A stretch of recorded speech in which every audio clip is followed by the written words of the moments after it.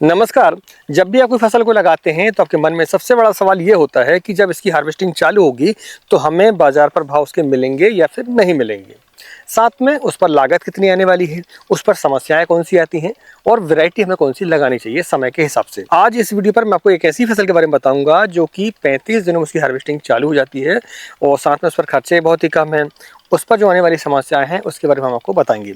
Market पर demand उसकी काफ़ी होती है जब भी हम इस फसल को इस समय पर लगाते हैं, तो यानी अगेती लगाते हैं हम। तो वीडियो की शुरुआत करते हैं। मैं हूं राकेश साहू, आप देख रहे हैं एग्रो जीवन बातें किसान की।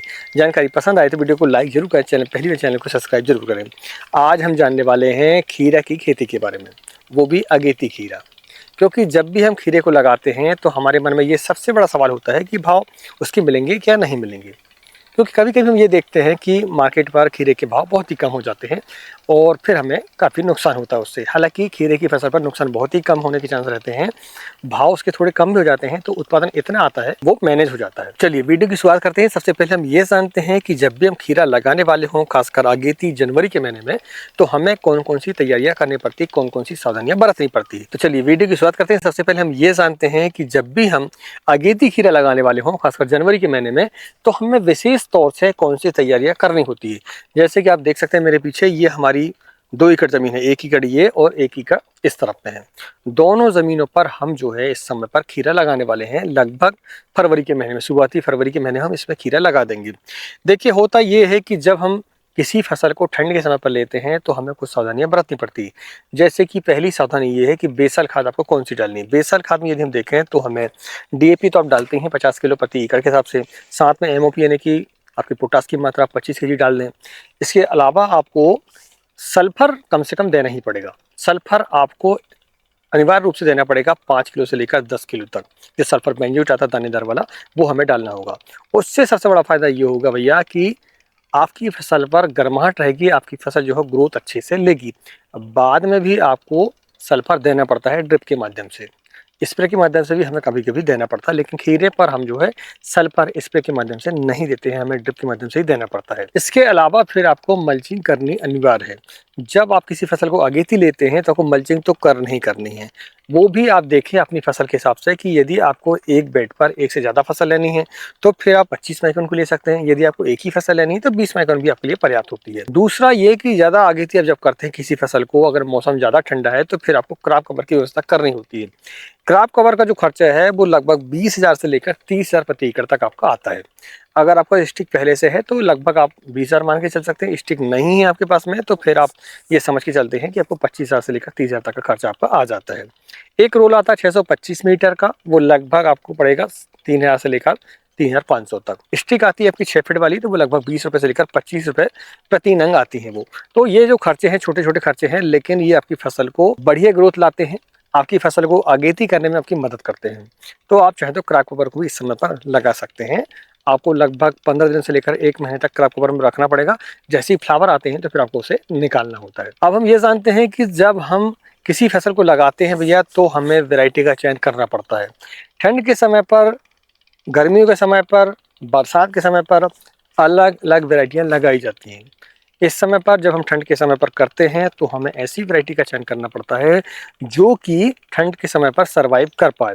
नहीं तो आपने ऐसी वैरायटी लगा दी जो कि ठंड के समय के लिए है ही नहीं, तो वो बढ़वारी नहीं लेती, आपको उत्पादन नहीं मिल पाता, आपको फिर नुकसान हो जाता है। हम आपको वीडियो को आखिर में बताएंगे कि आपको कौन सी वैरायटी लगानी है इस समय पर।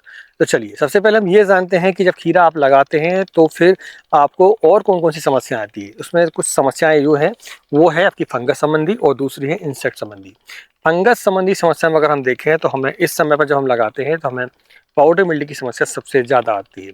डाउनी मिल्डी इस समय पर कम आती है, लेकिन पाउडर मिल्डी की समस्या इस समय पर, शुरुआती जो पत्तियां होती है नीचे की, वहां से आपको देखेंगे तो आपको ऊपर की तरफ पाउडर आपको दिखाई देगा। तो आप ये समझ लें कि आपकी फसल पर पाउडर मिल्डी आ चुकी है। डाउनी मिल्डी जब आती है तो पत्तियों के नीचे आपको देखना पड़ेगा, वहां पर आपको पाउडर दिखाई देता है, ऊपर आपको पीलापन दिखाई देता है, तो आप समझ लें कि ये डाउनी मिल्डी है। तो इस तरीके से आप जो है पाउडर मिल्डी और डाउनी मिल्डी को पहचान सकते हैं। अगर हम इंसेक्ट संबंधी समस्याएं देखें तो हमें पहले तो थ्रिप्स वगैरह की समस्या आती है, व्हाइट फ्लाई की समस्या आती है, और यही जो कीट है ये वायरस को आगे बढ़ाते हैं। इसके लिए आपको समय समय पर इंसेक्टिसाइड का इस्तेमाल, जैसे कि थायमाथाक्सम है, इमिडाक्लोपिड है ना, इनका आपको स्प्रे करके रखना पड़ेगा। इसके अलावा लीफ मैनर की समस्या आती है, तो लीफ मैनर में भी आप जो है उड़ने वाले पतंगों के लिए, जो पतंगे होते हैं उसके लिए आप इमिडाक्लोपिड है, एक्ट्रा है, इनका इस्तेमाल कर सकते हैं। इमामेक्टिन बेंजोएट का इस्तेमाल कर सकते हैं, सोमोप्रिंट का इस्तेमाल कर सकते हैं, डाइबिल का इस्तेमाल कर सकते हैं। इसके अलावा भी एम्प्लिको का इस्तेमाल आप कर सकते हैं। जो पाउडर मिल्डी और डाउन मिल्डी की समस्या है उसके लिए आप जो है एमिस्टॉप टॉप का इस्तेमाल करेंगे तो पाउडर मिल्डी और डाउन मिल्डी आपकी दोनों कवर हो जाती है। अगर हम एक्स्ट्रा बात करते हैं कि यार डाउन मिल्डी के लिए हमें क्या करना है, तो एक पेशेंट प्रूव आप इस्तेमाल कर सकते हैं, रेडोमिल गोल्ड का इस्तेमाल कर सकते हैं, एक्रोबेट कम्प्लीट का भी आप इस्तेमाल कर सकते हैं। पाउडर मिल्डी की हम बात करते हैं तो ट्रेविगोना जो बायर कंपनी के बोनस में मिल जाता है, फॉलिक्योर में भी मिल जाता है, तो आप उसके लिए भी इस्तेमाल कर सकते हैं। दूसरा रोको पाउडर का आप इसके लिए पाउडर मिल्डी के लिए इस्तेमाल कर सकते हैं। नेसोडियम जो कि धानुका कंपनी का आता है उसका भी आप इस्तेमाल कर सकते हैं। तो इस तरीके से आप देखेंगे तो पाउडर मिल्डी और डाउन मिल्डी को आप कंट्रोल कर सकते हैं। इंसेक्टों में एक सबसे बड़ी समस्या और आती है, वो है भैया फ्रूट फ्लाई। जब आपके फल लगते हैं तो फल में आप देखेंगे उसमें छेद दिखाई देगा, वहां पर अंडे होते हैं, अंडे बाद में इल्ली का रूप लेते हैं और फल वहां से खराब हो जाता है। ये सबसे बड़ी समस्या है किसी भी बेलवर्गीय फसल के लिए। पूरे फल टेढ़े हो जाते हैं, आप हार्वेस्टिंग लेते भी हैं तो वो कोई काम की नहीं रहती, उसके मार्केट पर भाव आपको नहीं मिल पाते हैं, फल सड़ जाते हैं। उसके लिए आप चाहे तो इंसेक्टिसाइड का इस्तेमाल कर सकते हैं, लेकिन मैंने जहाँ तक देखा है, आज 13 साल का अनुभव हो गया मेरा सब्जी की खेती में और मैं शुरुआत से ही खीरे लगा रहा हूँ, तो मैं ये देखता हूँ कि इंसेक्टिसाइड उतने प्रभावकारी नहीं होते हैं। उसके लिए आपको फेरोमोन ट्रैप का इस्तेमाल करना पड़ता है। जो फ्रूट फ्लाई ट्रैप होते हैं हमें ग्लास नुमा होते हैं, वहाँ पर एक ल्यूर होती है अंदर और उसके अंदर जो है मक्खियाँ जाके ट्रैप हो जाती हैं। तो आप देखेंगे जब उसे आप लगाते हैं एकड़ पर कम से कम 10, तो आपको ये फ्रूट फ्लाई की समस्या नहीं रहती है। अगर ये ट्रैप आपके यहाँ नहीं मिल पाते हैं तो आप हमसे संपर्क कर सकते हैं हमारे व्हाट्सएप नंबर पर, हम आपको ये फ्रूट फ्लाई ट्रैप उपलब्ध करा देते हैं। साथ में हमने खीरे की फसल के लिए ई बुक भी लिखी हुई है, जिस पर हमने संपूर्ण जानकारी दी है जमीन की तैयारी से लेकर आखिर हार्वेस्टिंग तक। आप उसे भी ले सकते हैं। उसमें इंसेक्ट की समस्या, फंगस की समस्या, उसमें जो दवाएं लगती हैं कितनी मात्रा पर आपको लगानी है, दूसरा वो किस नाम से मार्केट पर आपको मिलेगी, ये भी हमने खीरे की ई बुक पर लिखा हुआ है आपके खाद के शेड्यूल के साथ में। तो आप चाहें तो उसे ले सकते हैं, लिंक उसकी डिस्क्रिप्शन पर भी है और स्क्रीन पर जो नंबर चल रहा है वहाँ से हमसे संपर्क कर सकते हैं व्हाट्सएप के माध्यम से। दूसरा हमने टमाटर है, मिर्च है, बैगन है, करेला है, इनके लिए भी ई बुक लिखी हुई है। काफ़ी फसलों के लिए ई बुक लिखी हुई है, आप उन्हें ले सकते हैं। अब हम ये जानते हैं कि ठंड के समय पर हमें कौन कौन सी वैरायटी लगानी चाहिए। वैरायटी का चयन इसलिए करना पड़ता है कि कुछ वैरायटी ऐसी होती हैं जो कि गर्मी में सर्वाइव कर पाती हैं, लेकिन कुछ वैरायटी ऐसी होती हैं जो कि ठंड के समय पर के लिए होती हैं। उसमें हम देखें तो हमने जो लगा कर देखी है पहले, नॉन सीड की मारिया।